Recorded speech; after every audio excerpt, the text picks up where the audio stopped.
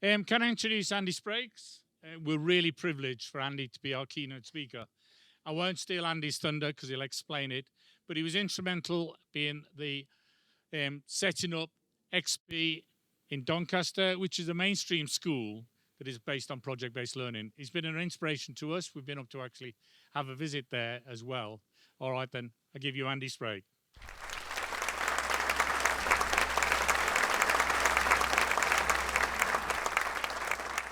Okay, thank you. I think I'm going to roam a little bit, so if I can get the mic out. Okay, well, firstly, I'd just like to say thank you so much. It's a real honour and a privilege to join you guys at your fest today. And I just wanted to say how much I appreciate and honour the great work that you do. Just listening to Sam's story then, there are thousands, hundreds of thousands of Sams, and the difference that you guys make to those learners every day. And they might be small differences, but they're still positive differences. So I just wanted to say thank you for listening to me today, and I'm going to share my story, just like Sam shared his then. So we set up a school in Doncaster, and I'm going to go through that narrative. I might skip some bits because I'm conscious of timings, and I think Dan wanted me to be around just to answer any questions at the end, or if anybody's got any thoughts on the presentation that I'm going to give you. It's also my opportunity, as I think this is the only time in my life that I'll possibly be even close to headlining at Glastonbury. So thank you so much for that. So it's really interesting that you guys are focused on stories. And one of our design principles, and I'm going to come to our design principles a little bit later, is we share our stories. We constantly share our stories because they're what make us human. And they also give us legacy, don't they? When people stop telling stories about us, then we cease to exist. So it's really important that we capture those stories. The other thing that I just wanted to say before I started as well was that on one of Dan's slides, there was a really stunningly obvious quote from The Guardian that said, "It's all about positive relationships, isn't it?" From The Guardian. And of course, we all know that that's the truth.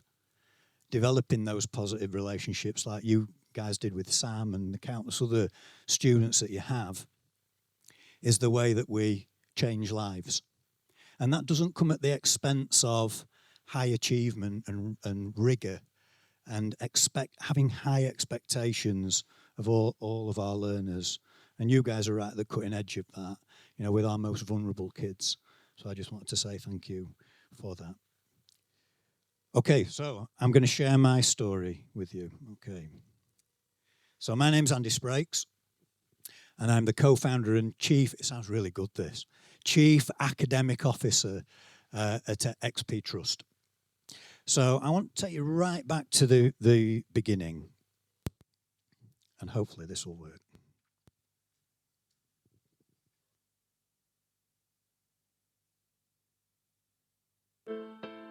First, this morning, firefighters are tackling a huge fire at a school in Doncaster. South Yorkshire Fire Service currently has around 60 firefighters at Camps Mount School. I would have to say that the rest of it is in a very, very sad state, on the borders of being gutted.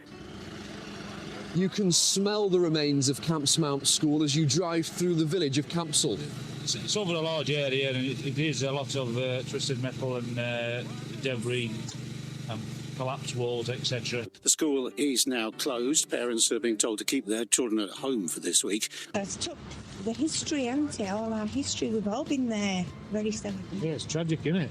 Yeah, for kids, it must be devastating. All the work they'd put in recently, and it's all gone up in smoke. I'm absolutely devastated. I still can't believe it's happened. It's horrible. All my artwork's gone from 2 years, and that's just hours and hours of hard work gone, and then all the English coursework and everything's just gone. I've lost quite a lot of coursework. I've only got 2 things that are left, and that's my art and my drama stuff that's left.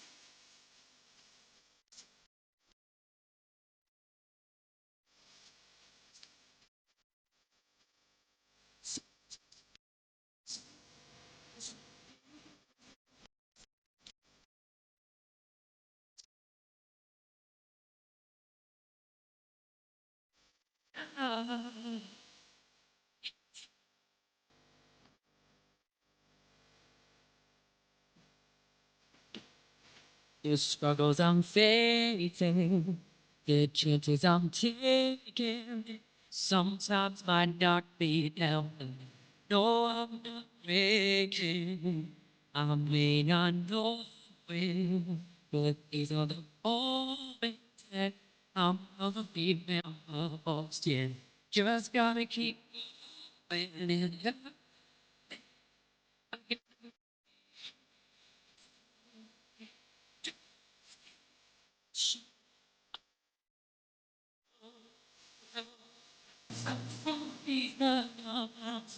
I'm always gonna be, oh, always gonna be real well. Sometimes I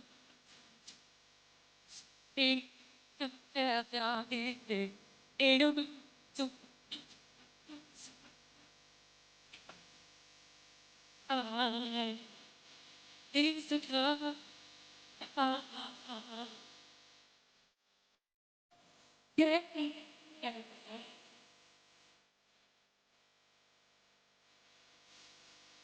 There's always gonna be another.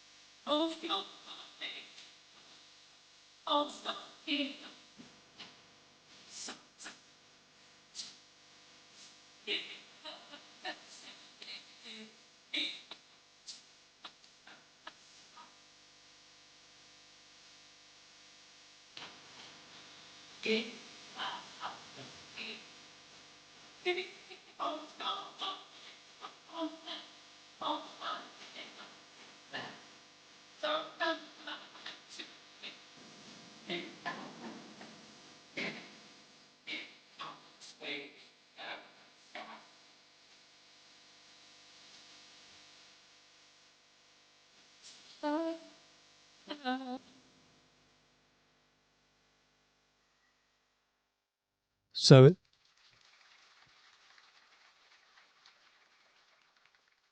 that's quite an old video. I think you can tell from. I think that was Gareth Gates, wasn't it? And the brilliant line from the local. That was a local news report on Calendar News. It's called.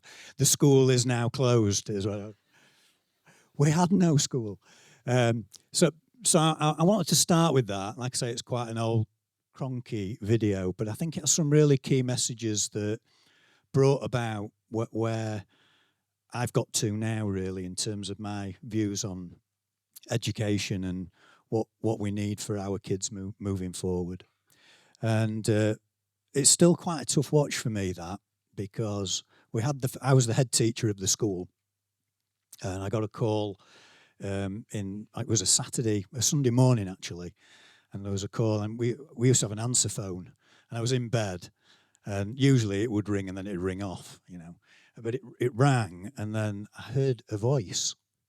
So, oh God, So I thought I better go down and check just in case. So I went down, pressed play, and it was the caretaker's wife, Julie Cairns. She said, "Andy, you better come quick to the school. It's burning down." I thought, oh my God. So I got in my car, had a couple of glasses of wine, but I got in anyway, and went to the school site and literally saw my school, which had worked so hard at, and our whole community had worked so hard at building. It was a ex-mining community, but it had a brilliant culture. So we had positive relationships with our kids. We used to call it the Camps Mount way, and we would say, this is how we do things here, isn't it? This is, and we loved our kids. And the building disappeared overnight. I just watched it burn down. Fortunately, it was an electrical fault, so no kid had come back and, with a grudge and burnt the school down. But one of the features really was, well, kind of one, they don't teach you this on MPQH, although I think they started to do that actually after the what happened at Camps Mount. But it was for me, what I learned most from the experience was that the building didn't matter, that it was about community.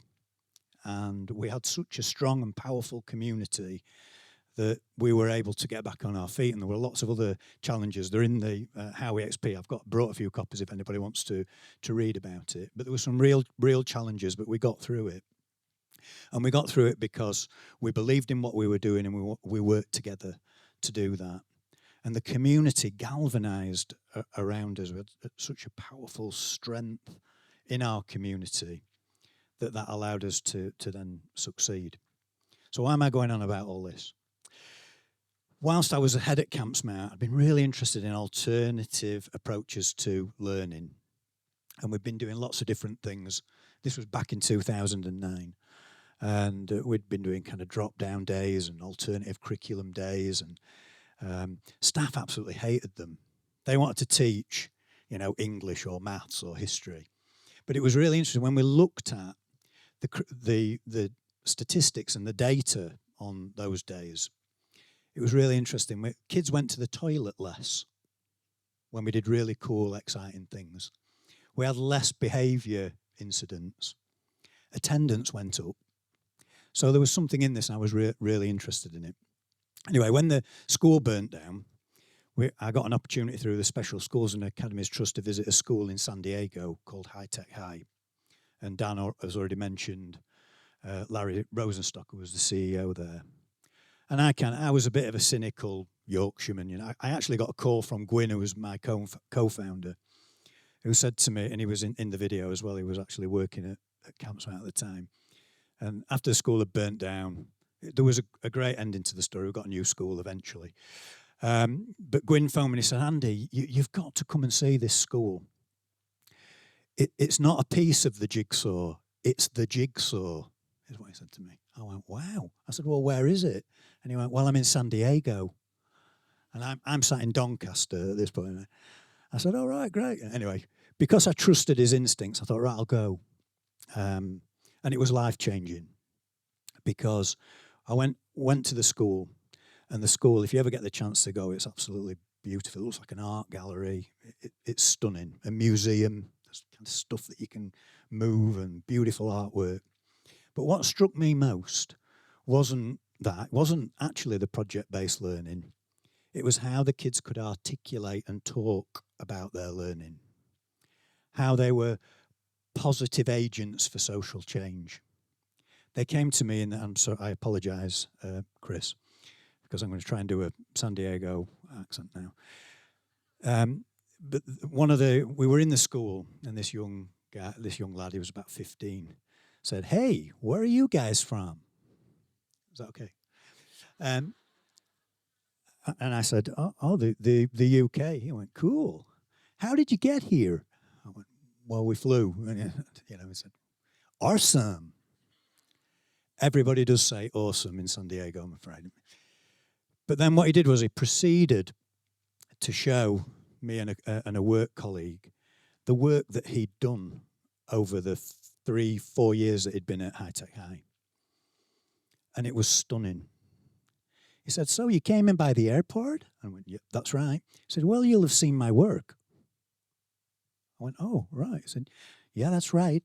And he talked about, it was in the school as well, it was curated in the school, but he talked about the work that they'd done around aviation and the economic impact of that, and it was in the airport.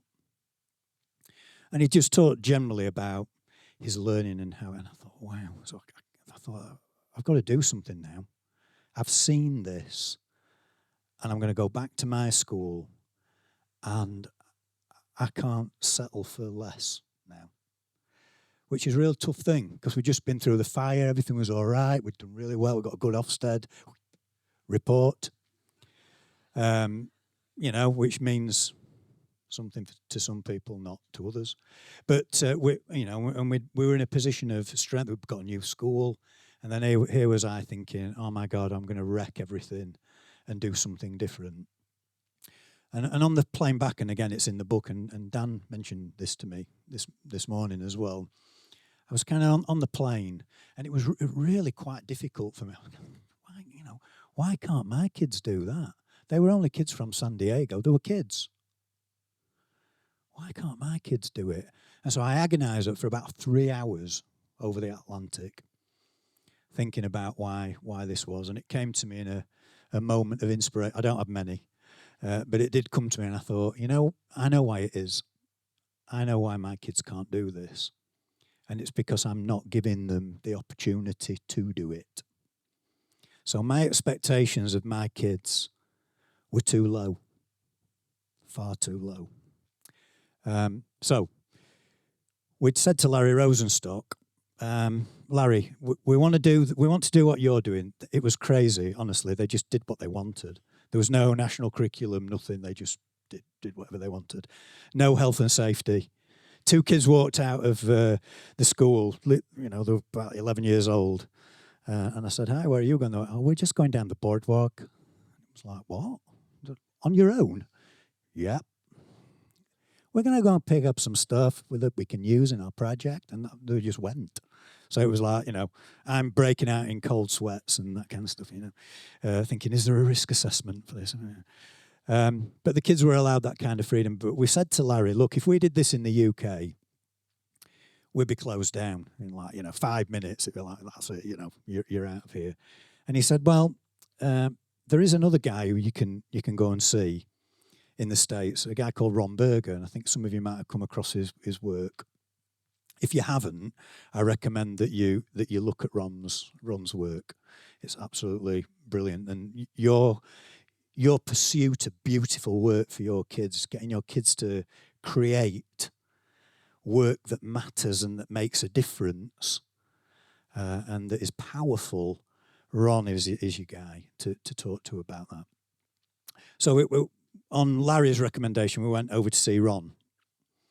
And that was, he was the chief academic officer. You can see where I got my name from now, can't you? Of EL schools, expeditionary learning schools in the States, who teach through BridgeX. And what was great about going over to Ron was that it was very similar to our system in New England. They had standards. And as soon as we saw that, we thought, right, great, we can do it. And, Dan mentioned national curriculum, and we'd got the standards there already. So we thought, wow, we can actually do this. We could create projects, and actually we call our projects expeditions. And we did that on purpose because of the bad name that project-based learning has in the UK. Because I think some people have done it and not done it very well. Some people have done it and done it great.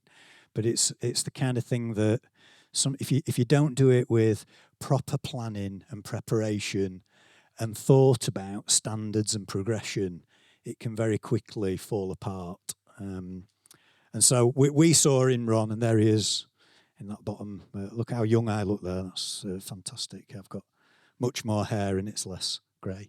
But we went to see Ron, and he was so gracious.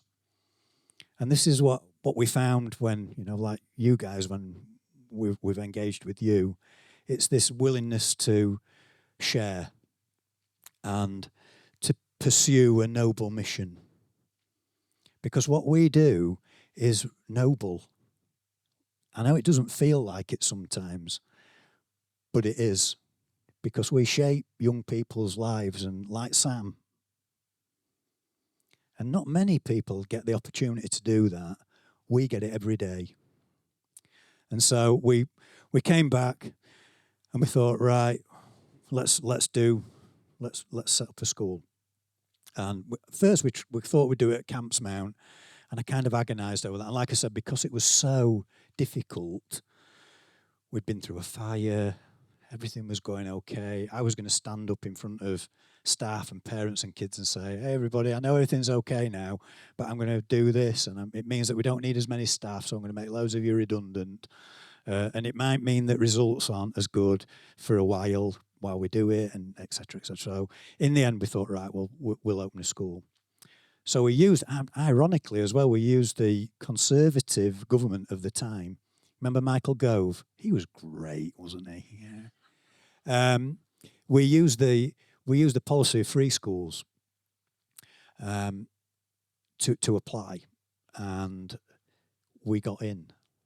I don't quite know how, but we did, with quite a progressive idea. But again, coming back to those false dichotomies in education around traditional and progressive and skills and knowledge, we know they're all rubbish, aren't they, really?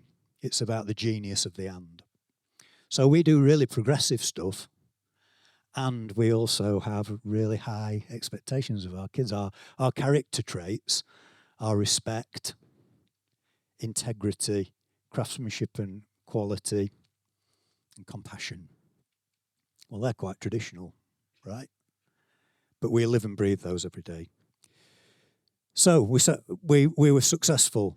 And then in the top left-hand corner there, you can see a little girl, and that's Beth, and that's my daughter. And the reason I wanted to open the school was because I wasn't happy with the landscape. I didn't want my daughter to go to a school where it was a behaviourist school where she'd be kind of given demerits or merit or whatever, the kind of, do something wrong, you get a warning.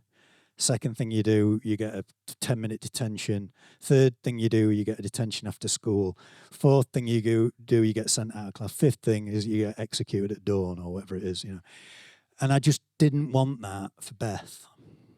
And I thought, well, if I don't want it for Beth, then I shouldn't settle for that type of education for anybody else either, for any other young person. So we decided we'd open the school. And there, on the next picture there is we opened the school with 3 teachers and me. And we didn't have a building. In fact, when we first opened, one of the first members of staff, Catherine Burns, who was a learning coach, we did an event where we promoted what we were going to do. And it was 2 men and a video, she said. But we got people applied. We had 50 places and people applied to the school. And there we are we actually ended up in the Doncaster Rovers football stadium, the mighty Doncaster Rovers, the theatre of nightmares, the keep moat. And we actually worked with them. But that was a really interesting thing that we did as well, because we worked in collaboration with them. We used some of the funding. Normally, when free schools set up, they kind of find an old warehouse, do it out until you got a permanent site, and then they're going to rip it all out again. What a waste of public money. So we said, well, if we work in partnership with these guys, we build like a temporary school that's really okay, and we use that money, then we gift it to Doncaster Rovers for their educational provision. And that's what we did, and it still exists today. And then eventually we opened a new school. Okay, so in terms of our design principles, and there's resonance, I think, here with what you guys do at Spaghetti Bridge. So originally we nicked our design. We're a school by design. So everything we do goes back to these principles. And if it doesn't go back to these principles, then we don't do it. So it's really simple. And we originally, they were quite abstract. Like I say, we nicked them from High Tech High. But over COVID, we thought staff didn't really understand, couldn't connect with them. They were too abstract. And we wanted to really express our principles in one sentence. And so this is what it is. So we build our community through activism, leadership, and equity, sharing our stories as we go. And you'll notice that the acronym is actually ALE, which is just a coincidence. It's got nothing to do with the fact that I love beer or anything like that. Okay, so our curriculum, and again, you'll see resonances here. You'll feel resonances here, not see them. Is that we have this 3-dimensional approach. So we want our kids to produce beautiful work, and I know that you've got a kind of real focus on that, and through that to become agents for positive social change. So we want our kids to make the world a better place for them and for their children, for us, for everyone. And that's at the heart of everything we do at XP.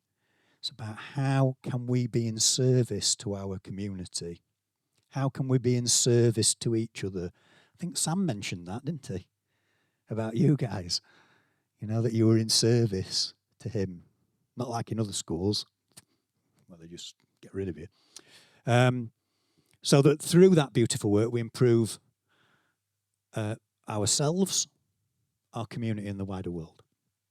Through that, we grow the students' characters. Because as Dan mentioned, the landscape's pretty bleak. So there are two ways you can look at it, isn't there? One, oh my God, we can't do anything. Or, okay, that's where we are, what are we going to do? And then do it. So we grow our kids' characters for the challenges. The world's a tough place. So we prepare them for that. And then, interestingly, the final thing is the academic progress as well, that we want our kids to make good progress so that it opens doors and they can get through the door. Interestingly, we had some alumni students who came back last week, and one of the alumni students said, exams are not the be-all and end-all. And I got quite good grades. They open the door, but they don't get you the job. In interview, it's your character that gets you the job. And she said that to our kids, which was just beautiful. Alex Whitten. So, how do we do that then? We do that through learning expeditions, as I've just said, and we deliver our learning by connecting subjects together. So when Dan was talking about, the new government talking about broadening the curriculum, well, don't wait for governments. You'll be waiting for 10 years, and like Dan said, it might, the broom might come in and sweep it all away. So you just do it, don't you? We just get on with it and do it. And you don't know what you can get away with until you try. Conan Powell said that, and I agree with it. So we decided that we would look at the connections between subjects. Because again, that's a false dichotomy, right? It's a kind of Renaissance kind of idea of where everything was connected, and then through empiricism and through, the Industrial Revolution, all of a sudden we separated things apart. Bonkers. Ask Leonardo da Vinci if he was a scientist or an artist. I think he'd say both. So we do that so that we deepen learning. So we make connections between subjects, and the kids really understand then the principles of different subject disciplines. It makes knowledge more powerful because our expeditions always end up with a product. And that product has agency. So in some way, shape or form, it makes the world a better place. It makes their community a better place. It makes them better. And so the knowledge that they acquire is powerful knowledge. It's that kind of idea. I don't know if you ever come across a writer called an academic called Michael Young, who talks about powerful knowledge, learning stuff to do good things with it and to change the world. What an opportunity you guys have got to do that, and I've seen that you're doing it already. And then our curriculum also, the kids want to come to school. Our attendance is brilliant. It's kind of, we haven't really felt the COVID effect in terms of attendance because our kids want to come to school. And I'll talk about crew later, but because of crew and because of expeditions, because everything they learn has a purpose. So we're learning this science because we're going to use it to do this, to make a difference in some way or another. So the kids buy into it. They go, brilliant, let's learn that science then. This is hard, but I'm okay with that because I know that I'm going to use it for something. And I'll show you some examples of that in a minute. And it's also we want our kids to be creative. So we have a number of curriculum themes, a bit like your pillars, I suppose, in terms of, what we focus on. And I don't know if you can see there, but we thought carefully about, well, what are we want to inspire activism in our students. Remember, that's one of our design principles. And we kind of thought, well, I can remember Gwyn saying to me, what are we teaching our kids, Andy? I said, but what do you mean we're doing an expedition? He went, no, but what are we teaching? Why are we teaching them? What? He often does this. And so I kind of went, well, loads of our expeditions are about the environment. So protecting our planet is one of our curriculum themes. So our work is underpinned by that. It's an existential threat, right? So why haven't we got a curriculum that's allowing kids to engage with these real questions that we have to address and we have to answer quickly. And our students have got the answers to that. So I've got some lovely examples of that. Standing for social justice. So the world's not a fair place, so how do we make it fairer? And I can always remember when we first opened the school, I kind of thought, right, I want to make the world a better. That's a bold statement, isn't it? We want to make the world a better place. And we kind of thought, well, where do we start? And we pointed outside the window to staff and we went, we start here in our community and in Doncaster and then in Yorkshire and then in the UK and then beyond that. And I think to some degree we've been successful in doing that. And our kids have created some brilliant work. And then the other thing that we focus on through expeditions as well is cultivating diversity and belonging. Because like, Sam was talking about and the beautiful animation that you showed earlier around difference. Difference is great. We're brilliant. So we cultivate that in our kids, that it's okay to be different. We want our kids to express themselves through their work, who they are through what they produce and what they create. And the effects are stunning when we get it right. Okay, so I might come back to that if I've got time. So this is the anatomy of an expedition. So we've done a lot of work on writing things down, and I'm happy to share this with you guys, and I know that we have shared some of the stuff that we do. But we have an anatomy of a learning expedition. So staff are really clear about what we do and how we do it. And you can see we have some kind of laws. We have Jeff's law, which is Jeff Robin at High Tech High, and he says, do the project first. So before we do something with kids, we do it.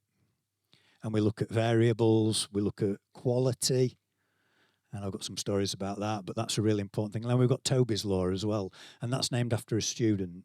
And I'll tell you that story if I've got time later.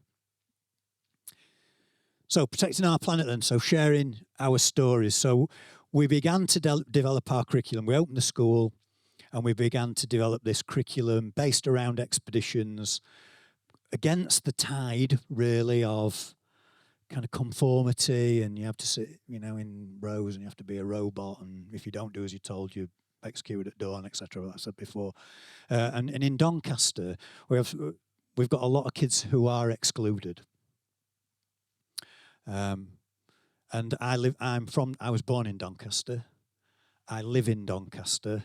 I work in Doncaster. So it means a lot to me that my town, which is now a city, if you don't know, that my city flourishes and does well. Because I'm part of the fabric of that place.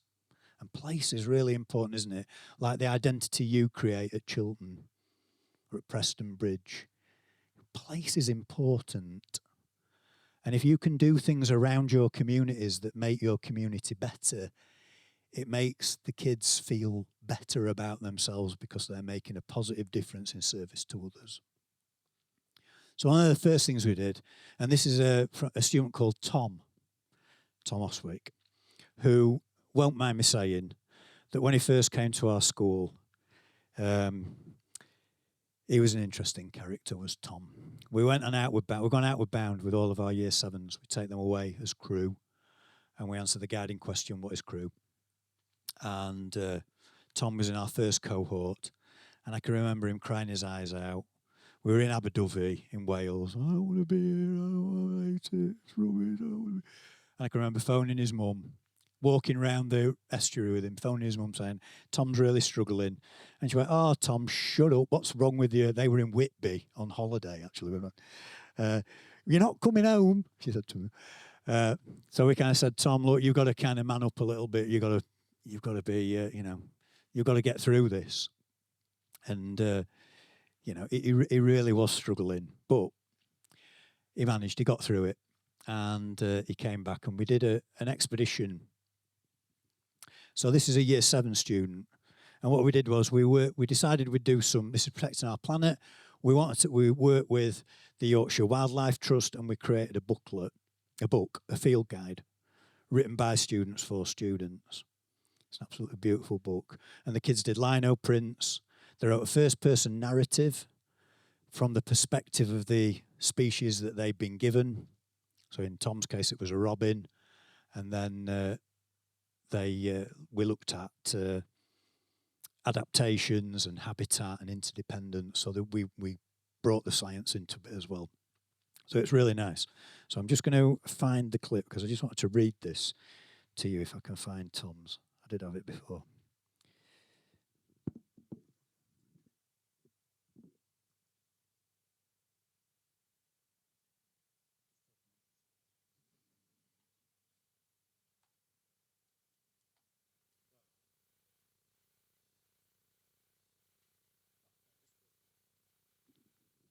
So this was Tom, who was not a confident learner.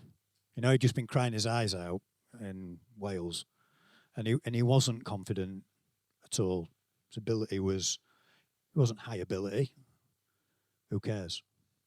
This is what he wrote about Robin. The sun is piercing through the woodland skyline. The branches twisted as faces appeared in the moss-covered trees.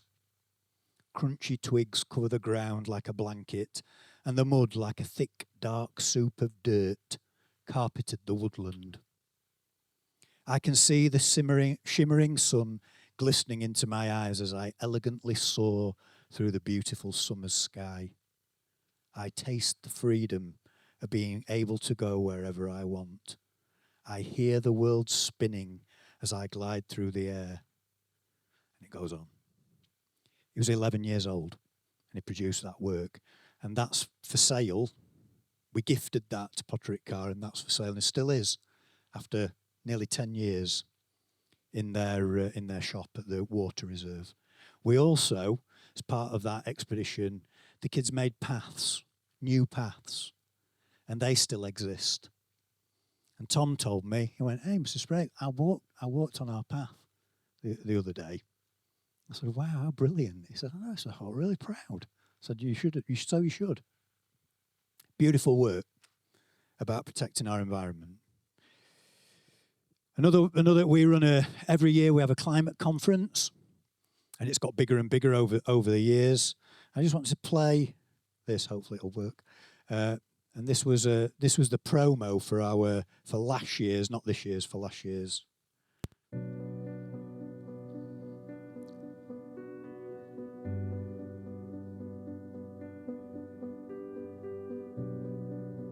There are many active and simple solutions for the average person to help combat climate change, but the issue is that the climate emergency is not often at the forefront of political discussion.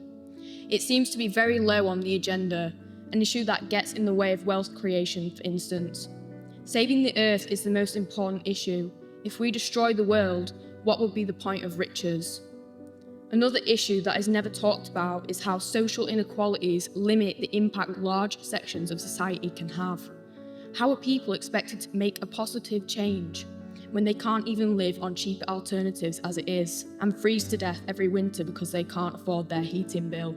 Why are we, the general public, the people who work for a living, the people who have to pay the bills or can't pay the bills, the people who have to feed their own families, be expected to sacrifice and struggle against this issue with no financial support, no guidance, and no real will to help bring about the change from the political elite?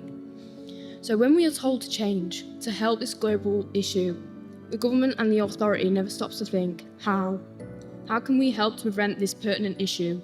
Otherwise, without guidance, what can we do? Turn the light off every time we leave the room. Recycle more. These are worthy things, but in and of themselves, they are not enough. The fact is, to the government, to the authorities, to the people with power, climate change is just another inconvenient truth.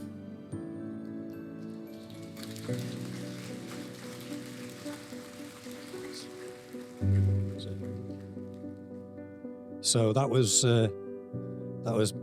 actually my daughter who did that speech, which was absolutely amazing.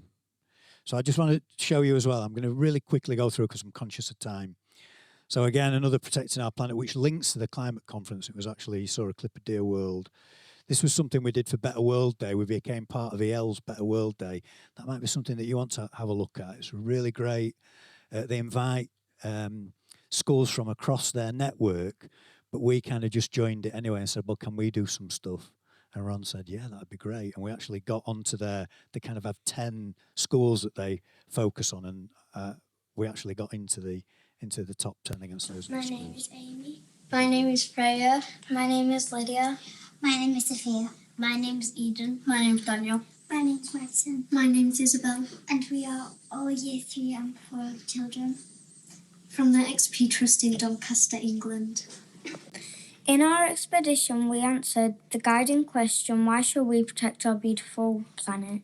We learned that global warming and climate change has had a negative impact on the world. We wrote this song to get the message out about climate change across the world and how we are treating the planet.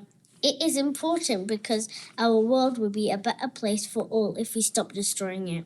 Our final project was to write a song, a charity single that will help raise money for a local charity to help polar bears. Our song will make the world better, so you're the first people in the world to hear it. The CD is coming soon. You can get it from our school website.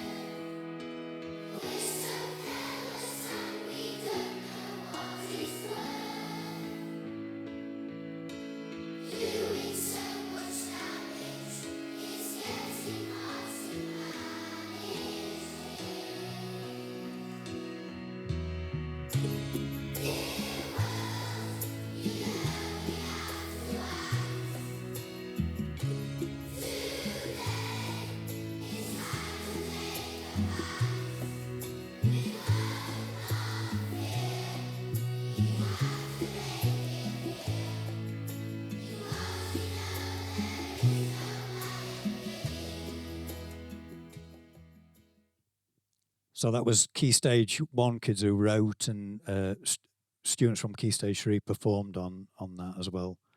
So I just want to, I talked about standing for social justice. So we do a expedition in Key Stage 3 called Should I Stay or Should I Go?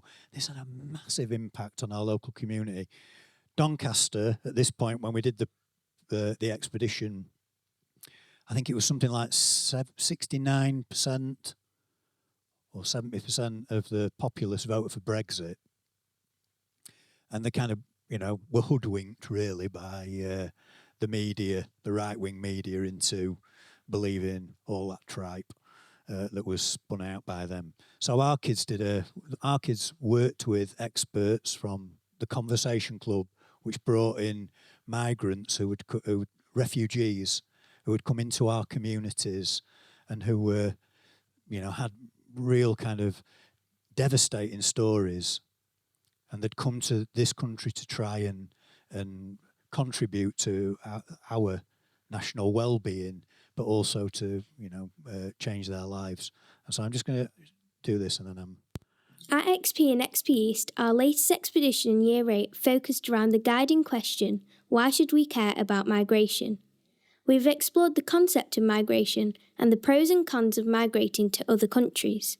We have also analysed various reasons as to why individuals migrate. The title of this expedition was, Should I Stay or Should I Go? We have been on a journey with our expedition, Should I Stay or Should I Go? But not a physical journey of thousands of miles, like some of the people we've been able to meet. At the start of our expedition, we tried to find out as much as we could about migration, asking questions such as, what is a migrant? What are the different types of migration? And what leads people to migrate? To build a picture of the historical context of migration, we began reading Of Mice and Men by John Steinbeck.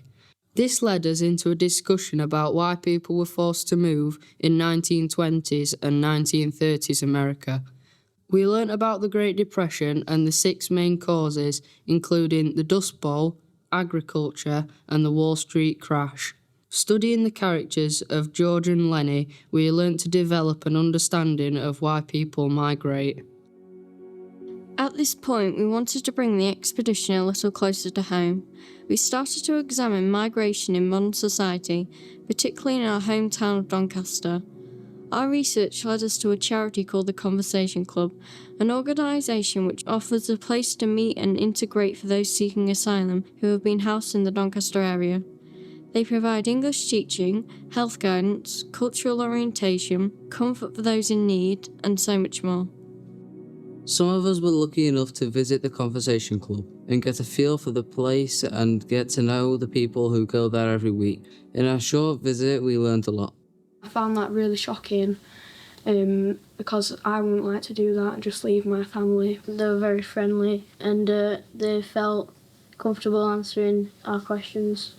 You'd never really hear a story from that, from a regular person from the UK, but the fact that it's an actual human being that's have to face through all these hardships at once is quite scary. And after I came here, I called my family through Red Cross. And it's okay. Here is very, very good town and very helpful people. Nick, Julia, John, Dennis, very helpful. And they help us in many ways to speak English, because it's important to speak English and to have journey and trips. And one day they organize barbecue for us. It is very nice day. And also there is English class. I knew many people, and there is activities like playing, like chatting, like I have a sense of belonging to this town. It's really helped me. It's okay, it's good. Now I'm okay. We also spoke to Nick from the Conversation Club about how he felt the experience was for our visitors. Well, for me, I'm always delighted to be able to come and help the children experience, or at least meet some of the asylum seekers and put a human face to a problem that is generally a very third-party kind of thing, and it is distracting them totally from their problems of trying to live on £37 a week in very poor quality accommodation. £37 a week, you've got no money for any kind of entertainment or distraction. So they sit in their rooms with nothing to do all day for months and months on end. Talking to the migrants was an eye-opening experience, and we learnt a lot during the short time we spent with them. It's all right looking at like photos and like hearing stories and that, but when you actually speak to them, it's like different. During the time we were fundraising, we also decided to do something a little different. After hearing Nick's reaction to their first visit to the school, we invited our new friends back to the school. They'd been kind enough to share their stories with us, so we decided to do something fun for them. We prepared 2 sessions of games and minute to win it competitions to play, and had such a wonderful time.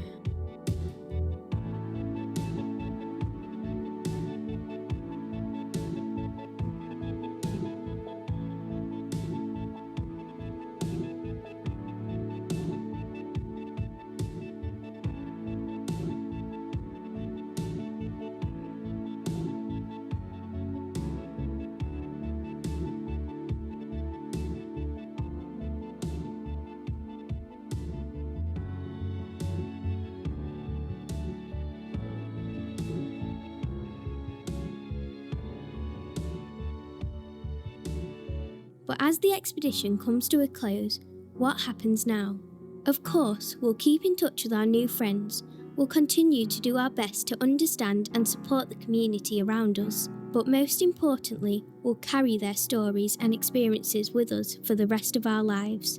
Because migrants are people, just like us, with families and hopes, with stories that deserve to be told.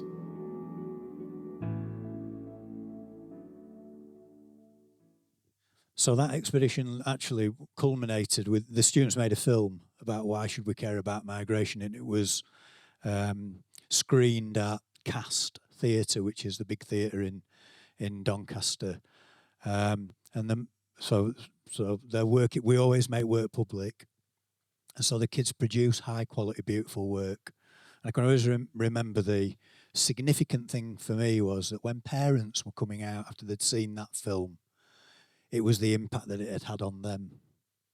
I didn't realise that some migrants were on £37 a week. I didn't know that they were coming from war-torn environments. So our kids had changed the mindset of a lot of people in our community. And if that's not making the world a better place, I don't know what is. You might have also seen that the kids had fundraised. So they did loads of fundraising, and they bought the migrants in the Conversation Club bikes.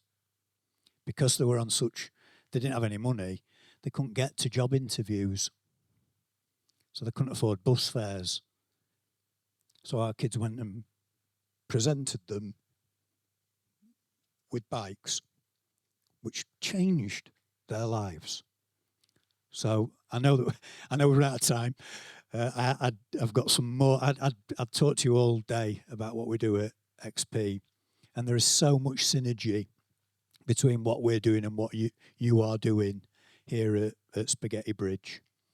But I'll close on going back to the importance of sharing stories, because through sharing your stories and through being publicly showing your work, it raises the quality and the expectation. And I'll go back to that point I made about, I didn't think my kids, the Doncaster kids, why can't they do it? Because I'm not giving them the opportunity. Well, at XP, we've given them the opportunity. And I'm telling you, they just absolutely go beyond what you would ever believe is possible when you give them that chance. So thank you very much.